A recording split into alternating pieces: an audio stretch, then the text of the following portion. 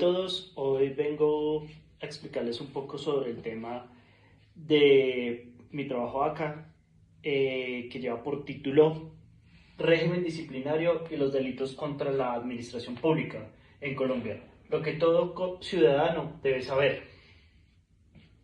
¿Sabías que los servidores públicos tienen reglas muy claras acerca de cómo deben comportarse? Y que si incumplen estas normas pueden ser sancionados e incluso ir a la cárcel. Hoy te explicamos qué es el régimen disciplinario y cuáles son los delitos contra la administración pública en Colombia. Como también daremos a conocer cómo funciona el control al poder público. Primero vamos a tener claro el concepto de qué es el régimen disciplinario.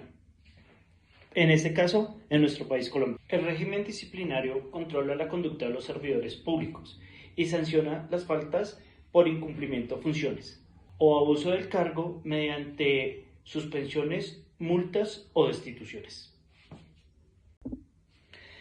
Los delitos contra la administración pública son faltas mucho más graves que afectan al Estado, como lo es el peculado, el cohecho y el prevaricato, y generan sanciones penales como cárcel e inhabilidad. Ambos, tanto el régimen disciplinario como el tema de los delitos, lo que buscan es garantizar la transparencia, legalidad y buen funcionamiento de la función pública. El objetivo del control del poder público es evitar la corrupción, el abuso de poder y proteger el interés público. Tenemos claro que el régimen disciplinario en Colombia es el conjunto de normas que regula la conducta de los servidores públicos y particulares que ejercen funciones públicas, con el fin de garantizar el cumplimiento, la ética de todas las funciones públicas. Su principal norma es la Ley 1952 de 2019, la cual se modificó por la 2094 de 2021. La Ley 1952 es aquella que son las normas que regulan la investigación y la sanción de los servidores públicos, que incumplen con sus deberes o cometen faltas disciplinarias. Esta ley, la 1952, define derechos y deberes de los funcionarios, como también tipos de faltas disciplinarias, sanciones y procedimientos de investigación y juzgamiento.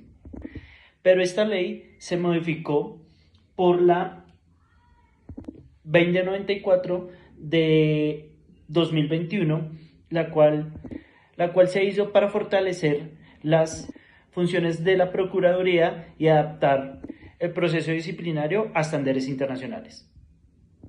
Principalmente, lo que hizo también fue separar las etapas de investigación y juzgamiento, como también otorgó funciones jurisdiccionales a la Procuraduría y reforzó las garantías procesales para los investigados.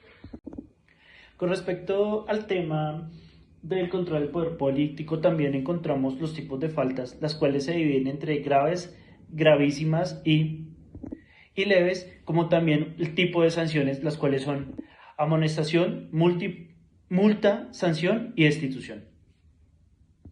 La entidad encargada de ejercer control al poder público no es otra más sino la Procuraduría General de la Nación, que tiene como objetivo proteger la función pública y, aparte de esto, también fortalecer la confianza de la ciudadanía en el Estado. En este segundo punto veremos la diferencia entre la falta disciplinaria y el delito penal. Y también debemos tener en cuenta que no todo mal comportamiento es delito. Algunas conductas se sancionan solo disciplinariamente, mientras que otras también son delitos que se castigan penalmente.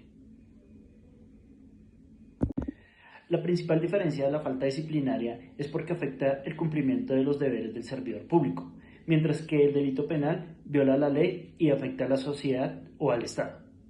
En esto veremos ciertas comparaciones entre la falta disciplinaria y el delito penal. En la falta disciplinaria, esta incumple normas administrativas o deberes al cargo, mientras que el delito penal viola normas del Código Penal. Como en este punto, la investiga la Procuraduría y el Control Interno.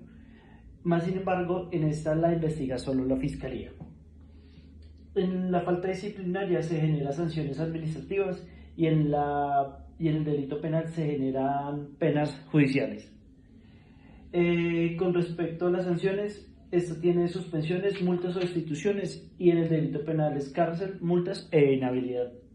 En los ejemplos prácticos que tenemos con respecto a la falta disciplinaria son incumplir las funciones, y en el delito penal es un poco más grave porque se da por hecho el peculado o el cohecho. Bueno, en este punto también veremos la diferencia entre las faltas disciplinarias y los delitos contra la administración pública. La diferencia principal es que en las faltas disciplinarias afectan el cumplimiento de los deberes del servidor público, mientras que los delitos contra la administración pública son conductas más graves que violan la ley penal y afectan el Estado. Acá tendremos un cuadro comparativo entre algunos de esos aspectos de las faltas disciplinarias y los delitos contra la administración pública. Si retrocedemos un poco, vamos a ver que son muy parecidas las similitudes entre la falta disciplinaria y el delito penal. Acá las veremos. En este punto son incumplimientos de la falta disciplinaria, son incumplimientos de deberes o normas administrativas. En los delitos contra la administración pública son conductas tipificadas como delitos en el Código Penal.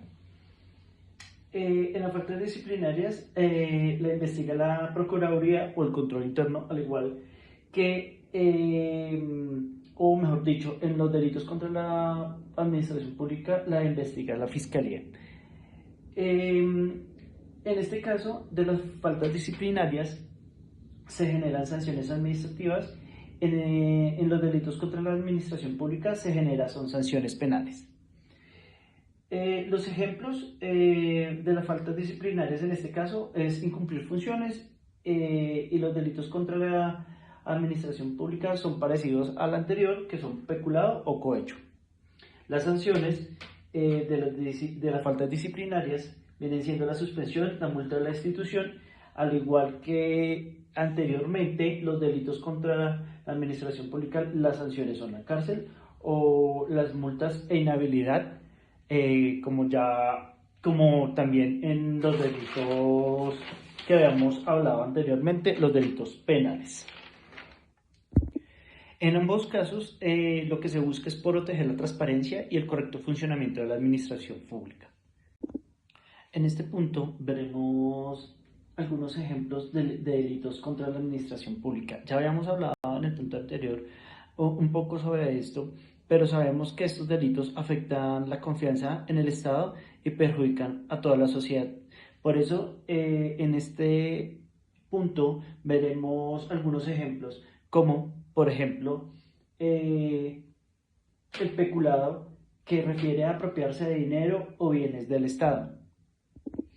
Un ejemplo de peculado podría ser cuando un funcionario de una alcaldía usa dinero destinado a obras públicas para comprar bienes personales. Ese sería el ejemplo de peculado. Seguido sería el cohecho, que es recibir dinero o favores para beneficiar a alguien. El ejemplo de cohecho podría ser que un servidor público recibe dinero de un contratista a cambio de favorecerlo en alguna licitación. Seguimos con concusión, exigir dinero aprovechando el cargo. Concusión, el ejemplo puede ser un inspector que exige dinero a un ciudadano para evitar ponerle alguna sanción. Seguimos con prevaricato, que significa tomar decisiones contrarias a la ley. Un ejemplo de prevaricato puede ser un juez o un funcionario que emite una decisión sabiendo que es contraria a la ley, como bien lo dice su concepto. Tráfico de influencias es usar el cargo para obtener beneficios indebidos. En este caso podemos dar un ejemplo como un ejemplo de tráfico de influencia sería un empleado público usando contactos de autoridad para conseguir contratos o favores indebidos. Acá también podríamos ver otro delito que no está en esta lista, que sería el interés indebido en la celebración de contratos. Para darles un ejemplo, sería un funcionario que participa en un contrato donde tiene beneficio personal. Bueno, en este cuarto punto vamos a hablar de cómo funciona un proceso disciplinario. Cuando un servidor público comete una falta, se inicia un proceso disciplinario que sigue varias etapas.